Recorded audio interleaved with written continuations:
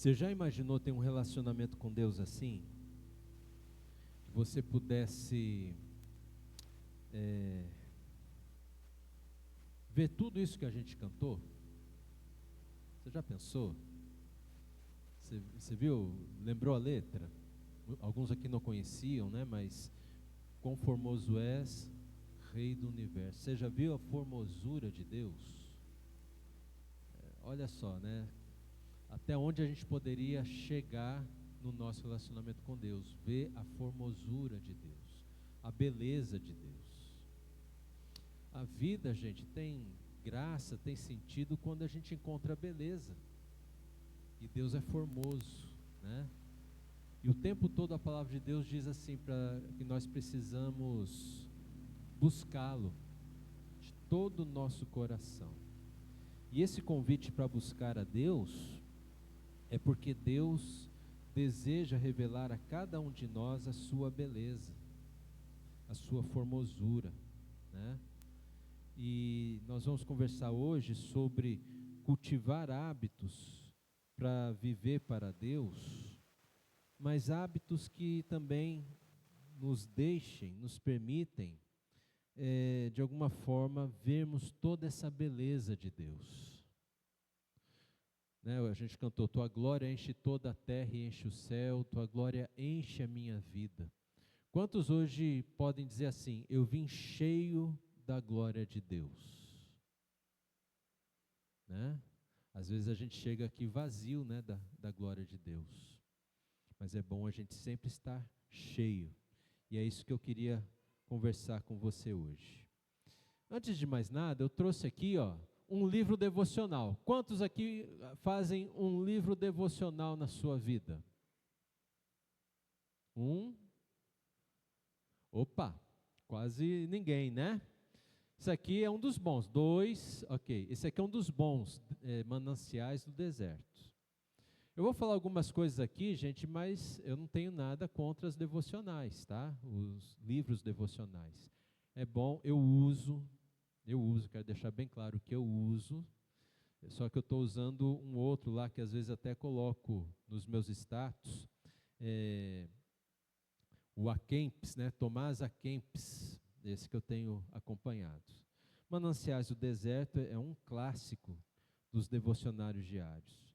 Mas tem um problema com esses devocionais, que é o seguinte, a forma como nós os utilizamos. Por exemplo, eu vou ler aqui, o de 27 de outubro. Olha que curtinho, gente. Tem um borrão aí maior em cima e outro borrão maior embaixo, mais ou menos na metade da página. Tá, metade da página a devocional de hoje, por exemplo, né? Ele cita Salmo 42:7, todas as tuas ondas e vagas passaram sobre mim. E aí ele faz um comentário. E o comentário é bom, gente, não é ruim. Esteja de pé no lugar onde o amado Senhor o colocou. E ali faça o melhor que puder. Deus nos prova. Ele põe a vida diante de nós, face a face, como uma antagonista. Espera-se que ao sair da cena de um sério conflito estejamos mais fortes. A árvore que cresce onde as tempestades batem nos ramos e curvam os troncos até quase dobrar-se, essas árvores têm geralmente raízes mais seguras que as árvores que crescem no vale retirado. E por aí vai, é uma excelente meditação, gente. Mas pastor, então onde é que a gente erra? A gente erra no seguinte, parece que foi passado para nós essa ideia, que você levanta, arruma a tua mesa, teu café da manhã, alguns fazem na cama ainda, é ou não é assim? E aí você lê, você usa esses 5 minutos, 10 minutos quando o texto é mais longo, para ter o teu tempo com Deus. Quantas horas tem um dia? 24 horas. Aí você usa um material desse aqui, 5, 10 minutos, e você acha que você está priorizando Deus na sua vida. Concorda comigo que não é priorizar a Deus, dar 5, 10 minutos para Ele num dia de 24 horas? Você concorda, gente? Sim ou não? Sim, né? É. Mas a gente tem que trabalhar, né? Não tem? Tem que estudar, tem que se locomover nesse trânsito bom demais da conta que é o de Goiânia, né, gente?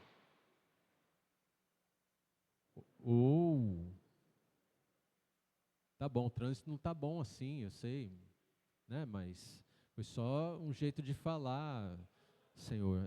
Eu não vou brincar mais, tá bom. Desculpa, gente. Então, então é isso. Um dia de 24 horas, eu dou 5, 10 minutos de prioridade para Deus. Como que eu vou conseguir ver a formosura de Deus? Como eu vou poder ver e vivenciar a glória de Deus na minha vida em 5 minutos, sendo que nas demais 23 horas e 50 ou 55 minutos, eu vou colocar a minha vida em evidência? Fica um tanto quanto difícil, não fica, gente? E olha, eu estou pensando muito nessas coisas nesses últimos dias. E até mesmo porque eu tenho uma certeza de que quando eu me deparo com essa formosura de Deus, com a sua glória, quando eu ouço a sua voz, isso é algo que naquele dia pode ser a diferença entre a minha vida e a minha morte. Pode ser a diferença entre chegar à noite em casa com ou sem paz. Pode ser a diferença entre eu chegar em casa e me sentir abençoado apesar das lutas, ou sentir que Deus não está nem aí para mim por causa das mesmas lutas. Então eu tenho pensado muito nisso, como nós podemos nos relacionar com Deus, de forma que Deus seja a nossa prioridade na vida, de verdade, dia após dia, né? E isso impacte no nosso dia. Eu vou contar para você alguns testemunhos assim, da minha vida. Alguns eu já contei, mas vale a pena ouvir de novo, tá bom? Eu lembro que um dia eu estava num culto, eu vi meio versículo que um pastor pregou. O pastor da minha igreja lá pregou meio versículo da Bíblia. Estando eu no caminho, o Senhor me guiou. Eu confiei tanto nessa palavra. Eu fui para casa, era culto de manhã, domingo de manhã. Fui para casa, fiquei pensando naquele texto, né, naquele versículo. Né, estando eu no caminho, eu estava querendo trabalhar, era advogado recém-formado. Você já foi advogado recém-formado? Você já foi, né? É bom, Deusilene, ser advogado recém-formado? É rico o advogado recém-formado? Não tem base de nada, né? Gente, é complicado porque é profissional liberal, você está começando, né? Eu estava em outra cidade, me formei em Maringá, estava em Curitiba, procurando, né? E aí, segunda-feira amanheceu eu com aquele versículo assim, né? Senhor, aquela tua palavra, eu quero viver essa palavra. E eu creio que o Senhor está me dando essa direção e eu vou obedecer a tua palavra. Gente, eu li aquele versículo, eu meditei naquele versículo, eu orei aquele versículo e finalmente eu fui para a ação com aquele versículo. E aí assim, chegava nos prédios, bem no centrão de Curitiba, subia de elevador, descia de escada, batendo de porta em porta. Né? Não dava num, subia no outro. Teve um que encontrei um irmãozinho da igreja, fiquei com vergonha, desconversei, falei que tinha ido visitar ele, olha só, gente. Aí desci de novo, aí eu estava indo para casa já quase desanimando, daí eu olhei para um prédio e pensei, eu acho que Deus quer que eu entre nesse prédio aqui. E eu entrei. Senhor, que andar que eu aperto aqui agora no elevador? Vou apertar o 8º andar. Fui para o 8º andar, desci até o 5º andar, eu entendi assim que o Espírito Santo de alguma forma estava me guiando, não sei se era pensamento, se era feeling, eu sei que ele estava me acompanhando ali. E eu parei no 5º andar, e logo na parte da frente tinha um escritório bonito de advocacia, gente, sabe? que também servia dessas empresas assim que cuida de casa, como é que é o nome? Imobiliária, obrigado, fugiu o nome, né? Aí entrei lá, fui lá, né? Aí de repente o Espírito Santo falou assim, não, nem entra aí. Não, eu sei que é bonito aí, mas não é aí que é para você não. Aí não é para o seu bico. Aí fui da parte de trás, tinha 2 escritórios, um bonito também, e outro bem simples. Eu olhei assim, né? Bom, peraí. Se o outro era bonito, o Espírito Santo falou para não entrar, eu vou entrar no feio. Entrei. Deixa eu dar um parênteses. Vamos lá para o meu passado no dia anterior. Eu orei, tal, montei o currículo no domingo à tarde, mostrei todo orgulhoso para o meu pai. Ó pai, meu currículo aqui. Aí meu pai está lendo o meu currículo e fala assim, mas filho, o que é isso aqui? Eu já estava fazendo seminário teológico. Naquele tempo não tinha faculdade teológica, era seminário. O que é isso aqui? Você colocou que você está fazendo seminário de teologia, filho, para ir trabalhar como advogado. Ninguém vai te contratar. Pai, mas estava orando, eu entendi que eu tinha que colocar esse negócio. Bom, fechou, voltou lá quando eu entrei na porta de advocacia, bem simplesinha. Bati na porta, o advogado me atendeu, pois não, tal, estou começando agora e tal, aquela conversa. Eu trouxe o meu currículo, deixa eu ver. Aí ele começou a ler ali o currículo e tal, seminário? Seminário? Mas seminário do que? É um seminário jurídico? O que é isso que você está fazendo? Aí, eu todo envergonhado, lembrei daquela conversa que meu pai teve comigo, né? Pois é, esse seminário aqui é porque eu estou fazendo o curso de seminário da igreja tal, tal. Da igreja tal, é? Não, eu sou membro dessa igreja, você está contratado. Gente, quando a gente busca Deus, a gente vê a beleza de Deus. Eu vi a beleza de Deus naquele lugar mais simples, né? Era um advogado, só ele me contratou para trabalhar com ele, me ajudou, porque eu estava em início de carreira. Olha só que benção. Por quê? Porque eu aprendi uma lição muito importante, preciosa. Ir para a palavra de Deus, ouvir o que Deus tem para falar, orar aquela palavra, meditar, contemplar aquela palavra, obedecer, agir, e aí tudo vem para a glória de Deus, você vê a beleza. Eu estou dando spoiler do que nós vamos conversar hoje, é justamente isso, né? Então olha só, gente, virando a página, nós vamos ver assim, antes da gente ir para a palavra de Deus, que o mundo todo que nós criamos, que nós moramos, é uma criação de Deus. E James K. Smith, ele até fala o seguinte: compreender o mundo como criação de Deus é ouvir ressoando no próprio mundo um chamado. Aqui é como se o Espírito Santo estivesse nos chamando. Quando o Espírito lhe dá ouvidos para ouvir e olhos para ver, a criação é uma dádiva que chama, é uma câmara da glória de Deus que ressoa como um convite. Então, James K. Smith, ele fala justamente isso, o mundo é a criação de Deus. Esse mundo que nós vivemos, ele não é apenas mal, mas ele tem algo de bom porque ele foi feito por Deus.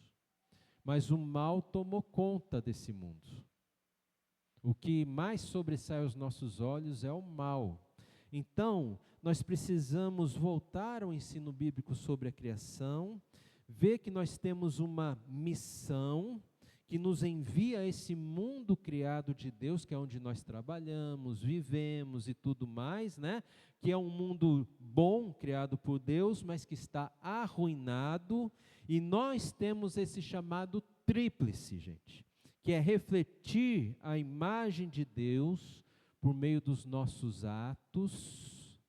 Precisamos revelar à criação todo o potencial que Deus lhe deu e, principalmente, gente, ocupar a criação, ocupar espaço na criação de modo fiel. Sermos dentro da comunidade, né, da cidade onde nós vivemos, um showroom do reino de Deus. Quando nós pensamos em viver para Deus, precisamos pensar em tudo isso. Agora, eu queria conversar com você sobre a próxima página. É justamente assim, como fazer para chegar lá. Porque não adianta eu dar teoria para você. Eu vou falar coisas bem práticas para você colocar em prática na sua vida, para você realmente implementar. E você vai ver a beleza de Deus, você vai ter experiências novas com Deus todos os dias, né? Você vai começar a ver, a trilhar um caminho realmente de oração. E eu vou mostrar para você um pouquinho do que é uma leitura orante da palavra de Deus, também chamada Lécio Divina. Alguns irmãos já conhecem, talvez alguns irmãos já pratiquem, né? Eu pratico todos os dias. E consiste nesses 5 verbos aqui. Você pode ler comigo os 5 verbos? Ler, meditar, orar, contemplar e ação. Contemplação e ação, né? Então é isso. Isso que nós vamos buscar todos os dias na nossa vida. Por isso, meu irmão, minha irmã, continue com seu livro de devocional, mas não reserve apenas 5, 10 minutos, aí você sai da mesa satisfeito porque já fez o que tinha que fazer, o teu dever diante de Deus e vai viver a sua vida. Você tem que conectar a tua devocional diária ao dia que você vai viver. Tem que estar conectado. Não é assim, eu fiz minha devocional com Deus, venci essa parte, agora vou para outra parte, deixo a devocional com Deus para trás. Não, você precisa conectar toda a sua vida a isso que você tem como relacionamento com Deus. É isso que vai fazer diferença. Quando aprendemos a conectar a nossa vida como um todo na palavra de Deus, aí nós vamos viver para Deus. Amém? Então agora nós vamos abrir as nossas Bíblias, lá em Jeremias. Deixa aberta a sua Bíblia, que agora é a parte prática. Agora é a parte boa, a parte gostosa, tá? Só vou falar para você algumas coisas que eu queria que você soubesse. Jeremias, o profeta Jeremias, tinha algumas figuras importantes que viveram no mesmo período que ele. O profeta Abacuque, o profeta Sofonias e o mais conhecido que é o profeta Daniel, tá? Daniel, aquele mesmo dos leões.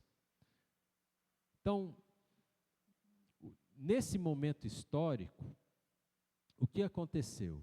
Muita gente de Jerusalém foi levada cativa para a Babilônia. Daniel estava entre eles. Jeremias ficou junto com parte do povo em Jerusalém. Cada um foi para um lado, mas cada um deles servia a Deus, tá? É interessante, deixa marcado aí Jeremias, abra lá no livro de Abacuque, o primeiro capítulo, o primeiro versículo de Abacuque. Mas não desmarca Jeremias, só vou mostrar para você o seguinte. Eles eram profetas, tanto Abacuque como Jeremias, ambos oravam, tá? Ambos oravam. Agora, olha só como começa o livro de Abacuque. O livro de Abacuque, ele chega a ser uma oração daquelas orações assim de desabafo. Por isso muitos autores acham que Abacuque ele era impetuoso assim, entendeu? E aí, verso 2, verso 1, sentença revelada ao profeta Abacuque, verso 2. Olha como ele começa.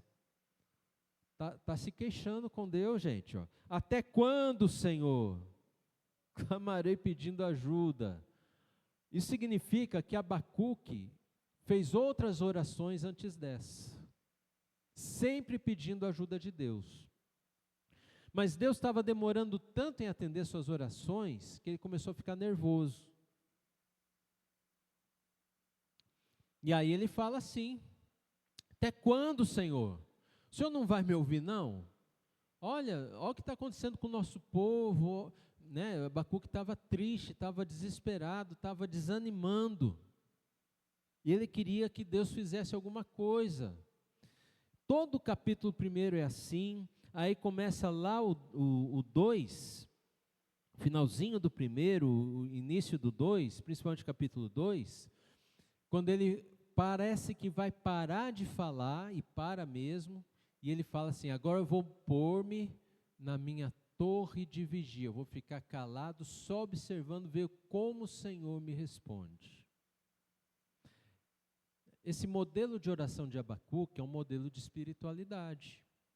Você primeiro reclama tudo com Deus, depois você para ouvir a voz de Deus. É válido, está na Bíblia, você pode fazer assim. Mas eu quero ensinar você como Jeremias fez, não como Abacuque fez, como Jeremias. Me parece que muitas das nossas orações são parecidas com as orações de Abacuque. A gente reclama demais de Deus, pede, parece que Deus não ouve, a gente fica desesperado. A gente chega a falar assim: não adianta nada orar mesmo. Aí não é nem tua voz, o inimigo joga os pensamentos na tua mente, tentando desanimar você. Não é isso que acontece, gente? Batalha espiritual. Agora, vamos ouvir aqui, ver aqui como Jeremias, ele começa a orar. E você vai ver a primeira diferença, que Jeremias ouve primeiro e ele depois fala, interagindo com Deus, né? Jeremias 1:1, palavra de Jeremias. Primeiro ele vai falar quem ele é, né? O que chama, ele vai situar a gente na vida dele, ó. Palavra de Jeremias, filho de Ilquias, um dos sacerdotes que estavam em Anatote, terra de Benjamim. Gente, presta atenção. Se Ilquias, o pai do Jeremias, é um dos sacerdotes que estavam em Anatote, isso aqui é um dado histórico. Esse Ilquias aqui era alguém muito querido do povo. E Jeremias era filho desse cara.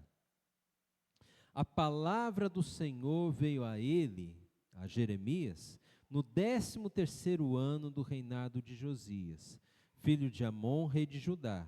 E veio também nos dias de Joaquim, filho de Josias, rei de Judá, até o fim do 11º ano do reinado de Zedequias, filho de Josias, rei de Judá. No 5º mês deste ano, os moradores de Jerusalém foram levados ao exílio. Ó Daniel aqui, ó. Daniel foi levado ao exílio. Jeremias ficou. Provavelmente Jeremias era um pouco mais novo que Daniel, que Abacuque, que Sofonias. Tá bom? Provavelmente. Ele era um adolescente. Com certeza tinha menos de 30 anos. Não dá para saber a exata idade dele, mas era um adolescente, muito novo. E a palavra do Senhor veio a mim. Olha só como muda. Agora a primeira pessoa, Jeremias. A palavra do Senhor veio a mim. A mim. Gente, olha só. Jeremias aqui provavelmente estava tendo um tempo diante de Deus, como nós temos. Mas como ele fazia? Ele lia, ele orava o texto bíblico, meditava. E depois desse processo, ele entendia o que Deus queria falar para a vida dele, pessoalmente. É isso que está acontecendo aqui. Sabe, gente, às vezes Deus fala conosco e nós não entendemos o que Deus está falando. E nós não damos a atenção devida ao que Deus está falando. E fica tudo meio que assim, perdido. Eu vou dar um exemplo para vocês. Esses dias eu fui trocar a resistência do meu chuveiro, levei uma escada. Entrei lá no meu quarto, Eu estava conversando com a minha esposa, daí minha esposa falou assim, olha o lustre. E eu com pressa, indo lá, cuidando da porta, e prestei atenção em tudo. E ela falou 2, 3 vezes, olha o lustre, e bati a escada no lustre. Graças a Deus, nenhuma tragédia aconteceu, o lustre está bem, graças a Deus, né? Mas, olha, ela estava falando, eu ouvi, mas eu não consegui discernir que era comigo, que era para eu diminuir, frear. Eu não entendi o que era. E olha, minha esposa, eu sempre estou conversando com ela. E ela ainda falou, eu falei, olha o lustre e tal. Ah, não, é verdade, você falou. Às vezes, gente, Deus fala conosco e acontece a mesma coisa que aconteceu comigo, né? Deus está falando, olha, cuidado disso aqui, mas você não se atinou que é voz de Deus. Porque você não está tão acostumado assim a entender a voz de Deus. Você não tem tanto tempo de bagagem assim para discernir Deus falando com você. Que nem os americanos falam, né? Se você quer ser bom em alguma coisa, você precisa dedicar 10.000 horas naquela coisa. Então assim, se você quer ser um escritor, você tem que dedicar 10.000 horas de escrita. Depois que você alcança esse tanto, você começa a escrever com excelência. Deixa eu fazer uma pergunta aqui. Quantos de nós temos excelência em ouvir a Deus? Quantas horas da sua vida você acha que você já ouviu a Deus? Quem aqui afirmaria assim, pastor, eu cheguei a 10.000 horas que eu estou sempre me esforçando em ouvir a Deus? Alguém? Por isso que a gente tem dificuldade em entender a voz de Deus. A gente não dá muito tempo para ouvir a voz de Deus. A gente quer que com Deus seja tudo rápido. A gente quer se livrar logo do tempo devocional, porque tem muita coisa importante para fazer. E olha só, gente, a ironia, né?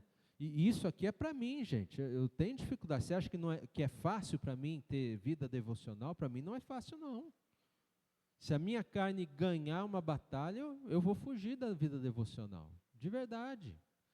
Mas olha só, gente, como que é, né?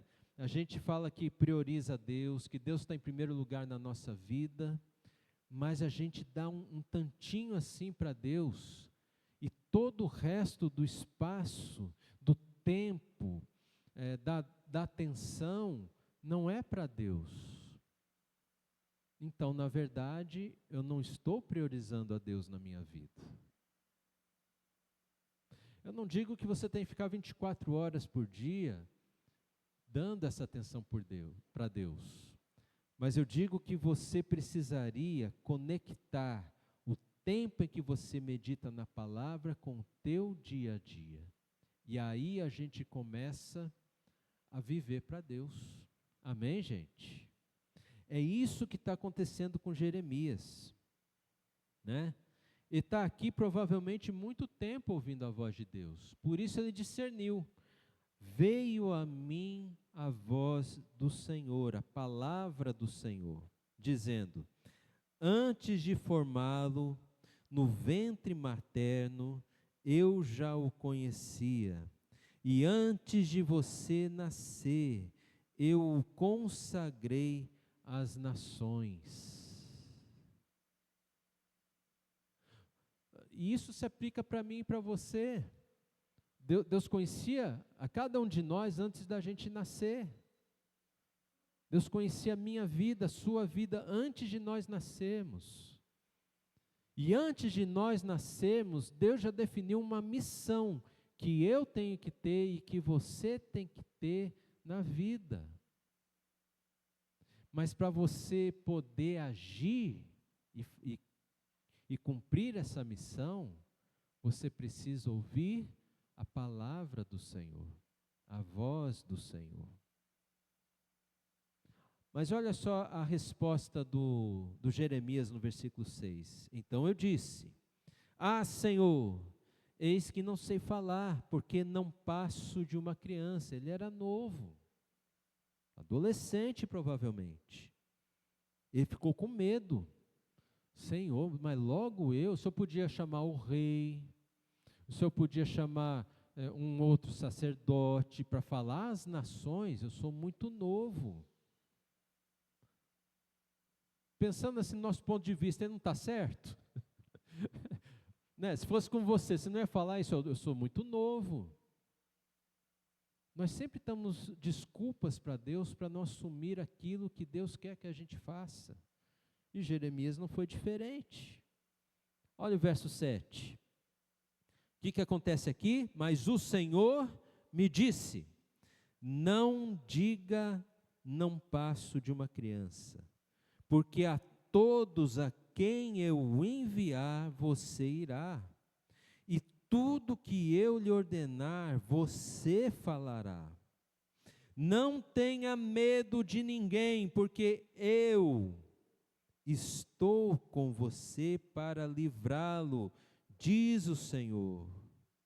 Depois o Senhor estendeu a mão e tocou na minha boca, e o Senhor me disse: eis que ponho as minhas palavras na sua boca. Veja, hoje eu o constituo sobre as nações e sobre os reinos. Agora olha só o que Deus queria que o Jeremias fizesse com as nações e os reinos. Para arrancar, derrubar, destruir, arruinar e também edificar e plantar. Se fosse com você, ao invés de ser com Jeremias, você não ficaria assustado? Eu ficaria, você não ficaria? Mas claro, a gente fica pensando bem como são as coisas, né? Nós sabemos como que é ser humano. Tem gente ruim, tem gente boa, tem gente que é boa, que finge que é ruim, tem gente que é ruim que finge que é boa. E aí começam as complicações da vida. Jeremias, ele, mais do que ouvir a palavra de Deus, ele foi tocado por Deus. E a mesma coisa acontece com cada um de nós. Deus fala com cada um de nós. O problema, meus irmãos, não é Deus falar. A pergunta errada é: será que Deus não fala comigo? Por que Deus não fala comigo? É a pergunta errada. Deus está sempre falando com você. O problema é outro. Por que eu nunca ouço a voz de Deus? Ah, essa é a pergunta certa. E a resposta geralmente é: porque eu dou prioridade para outras coisas. É porque eu tenho pressa. Eu não tenho como gastar tanto tempo assim diante de Deus. E aí nós perdemos a melhor parte.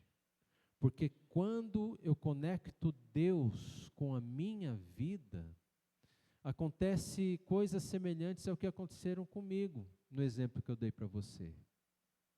Deus abençoa o nosso dia, o nosso trabalho. Deus sabe o que a gente precisa, o que não precisa. Até quando parece que tudo está dando errado, na verdade Deus tem um plano de nos fortalecer, nos ensinar, e lá na frente isso se reverte em bênçãos. Tudo está nas mãos de Deus. Mas para isso acontecer, para você viver nesse nível de fé, você precisa dar mais atenção a Deus do que 5, 10 minutos. Quanto tempo o senhor então acha que eu tenho que ficar, pastor? Ô Zé, você tem que ficar até ouvir a voz de Deus. Quando você ouvir a voz de Deus, quando você tiver certeza que Deus falou aí ao seu coração, pode ir. Você só vai ter um problema. Quando a gente ouve a voz de Deus, é aí que a gente não quer ir embora. Quando a gente entende o que Deus está falando com a gente, é aí que a gente quer ficar mais, a gente quer mais e mais de Deus. Assim como uma vez Jesus subiu no monte com Pedro, Tiago e João, ele foi ali, recebeu Moisés e Elias, pelo menos na visão dos discípulos, né? Jesus foi transfigurado, é uma linguagem tão diferente para nós, parece que estava tudo brilhando em volta de Jesus, parece que havia uma intersecção de dois mundos diferentes ali, e Pedro falou assim: Senhor, nós vamos montar acampamento aqui, ó, e vão ficar aqui para toda a vida, a gente não quer sair daqui não. Mas quando chegou a hora, Jesus falou assim: agora você tem que descer. Por quê? Porque a nossa missão é diante das pessoas, é diante do teu patrão, dos teus clientes, do teu professor, dos teus colegas de escola, dos teus alunos, da tua família, no trânsito, no mercado, onde você estiver indo, sabe? Você tem que levar essa minha palavra que eu dei para você experimentar mais de mim. As pessoas vão ver que você está experimentando mais de mim. E elas vão querer me conhecer, e aí você vai ter a chance, sabe, de falar do meu amor, da minha graça, e elas vão ouvir você. Você vai contar o que eu estou falando para você. Você vai contar para elas o que eu estou te dizendo. Você vai contar para elas como nós convivemos. E é assim, meus irmãos, que nós vemos o exemplo de Jeremias. Olha só, ele estava em oração, ele estava lendo a palavra de Deus, ele estava orando a palavra de Deus. Olha só, ele estava meditando na palavra de Deus, ele estava contemplando a palavra de Deus, e assim ele recebeu a palavra de Deus, e a palavra de Deus lhe deu um chamado. E quando foi a hora dele sair da presença de Deus, ele colocou tudo em ação. É hora de agir. Amém, gente? Então é isso. Abram comigo, por exemplo, aqui, ó, em Mateus 6.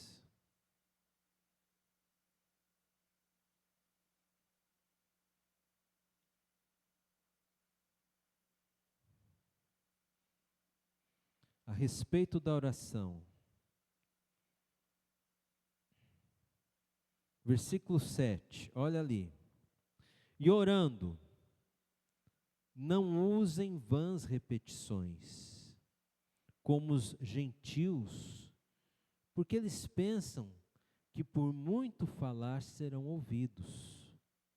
Não sejam, portanto, como eles, porque o Pai de vocês sabe o que vocês precisam antes mesmo de lhe pedirem. Como é a nossa oração muitas vezes, gente? Eu tenho um assunto urgente diante de Deus. Como é que eu faço? Eu vou orar hoje, coloco aquele assunto assim, assim, assim, assim, assim, e oro, né? Eu falo muito na oração e faço pouco silêncio, eu ouço pouco. No outro dia, estou com aquilo no coração, eu falo muito de novo, repito toda a oração do outro dia, tal, tal, tal, tal. No outro dia, repito tudo de novo, Senhor, assim, assim, aos meus filhos, aos meus pais, à saúde. No outro dia, repito tudo de novo. Não se torna uma vã repetição? Deus sabe que você precisa. Por que você está repetindo tanto? Oração não é isso. Não é insistir com Deus a minha pauta de oração. Oração, gente, é em primeiro lugar ler a palavra de Deus e ouvir a palavra de Deus. Foi isso que Jeremias fez. Ele estava quieto, estava lendo, estava orando, meditando, aí veio a palavra de Deus. Depois que Deus falou, ele começou a falar também. Na oração a gente se apressa a falar, falar, falar, o muito falar não é oração. Deus sabe, mas olha, O que Deus quer é que a sua vida de oração seja um relacionamento. Deus também quer falar. Deus também quer falar. Mas você não deixa Deus falar? Está sempre com pressa? Você já falou com alguém com pressa? Você encontra um amigo querido, um parente querido na rua, você está com pressa. A pessoa te dá aquele abraço gostoso e tal, né? Isso aí, meu Deus, eu estou com pressa, eu tenho horário. Você não quer saber de conversar. Ah, não, tá bom. Não, mas vamos tomar um café outro dia e tal. E você deixa a pessoa lá. Você já fez isso com alguém? Porque quando a gente fala, mas não escuta na oração, é isso que a gente faz com Deus. E aí, gente, a vida fica por nossa conta e risco. Nós passamos cada perrengue, e pelo menos metade deles não precisava ser do jeito que é, se ouvíssemos mais e falássemos menos. Como é importante isso, gente, sabe? A oração é um lugar de ouvir. Você vai falar. Gerson Borges escreveu uma música belíssima. Oração cabe até o meu falar, mas oração essencialmente é ouvir. E nós somos uma geração que tem muito problema com silêncio. Quando a gente está no silêncio, a gente está louco para ter algum barulho. É no silêncio que Deus ouve. Sabe, tem tanta coisa passando pela minha cabeça. Quando você não tirar essas coisas todas da tua cabeça, você não vai ouvir a voz de Deus. E é isso que nós precisamos entender. Gente, tudo isso que eu falei para você são coisas práticas. Se você colocar em prática, com o tempo você vai crescer nisso. Você vai ouvir mais e mais a voz de Deus. Se você não colocar em prática, a sua vida nunca vai mudar. E eu espero que ela esteja boa, porque vai ser a mesma por muito e muito tempo. Mas se você buscar a Deus de todo o seu coração, andar no caminho do Senhor, você vai ver como as coisas serão mais fáceis para você. Amém, gente? Vamos fechar os nossos olhos, baixar nossa cabeça. Como está o seu tempo de oração com Deus? Como está a sua vida espiritual? Meu desejo é que esteja tudo 10, que eu falei tudo aqui, e você falou assim, pastor, isso eu já estou fazendo. Gente, é o meu sonho. É o meu sonho. Mas se ao ouvir essa palavra, você entendeu que você precisa melhorar, peça a graça de Deus. Isso é assim que a gente anda nos caminhos do Senhor.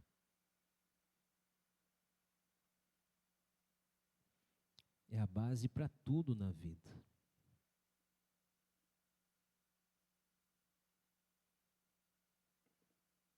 É a base para vermos o Deus formoso.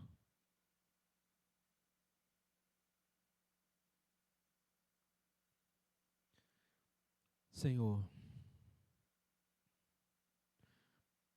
eu peço, ó Pai, que o Senhor ouça as nossas orações.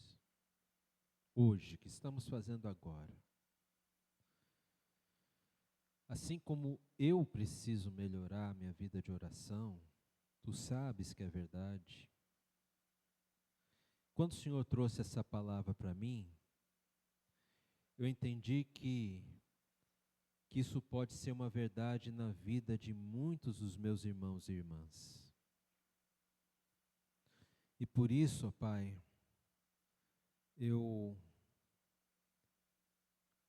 quero colocar cada um de nós nas Tuas mãos agora. Eu quero pedir que Teu Espírito Santo, que sonda os nossos corações, fale a cada um de nós agora. Nos mostre como por teu amor o Senhor deseja um relacionamento mais profundo com cada um de nós.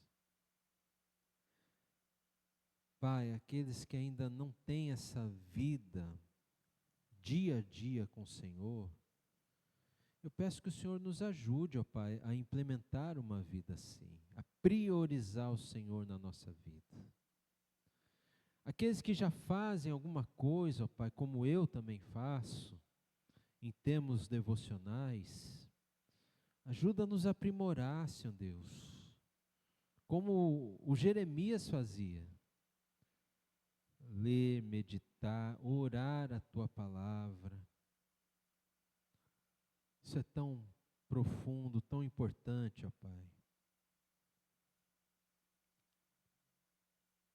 E principalmente ajuda-nos a conectar o nosso dia a dia com a nossa comunhão pessoal com Cristo Jesus. A não acharmos, como alguns acham, que dia do Senhor é só domingo, e os demais dias a gente não precisa do Senhor. Nós precisamos. Para onde nós iremos? Só o Senhor tem palavras de vida eterna. E o Senhor conhece as nossas lutas, as nossas dores. O Senhor sabe a barra que cada um de nós aqui tem que levantar dia após dia. Mas agora queremos fazer isso, ó Pai, tendo por base o nosso relacionamento contigo, nos conectando contigo e com os nossos afazeres, nossa família, nosso trabalho, nossa vida, tudo. É o que nós te pedimos no nome do Senhor Jesus. Amém. Amém, gente? Deus os abençoe, então.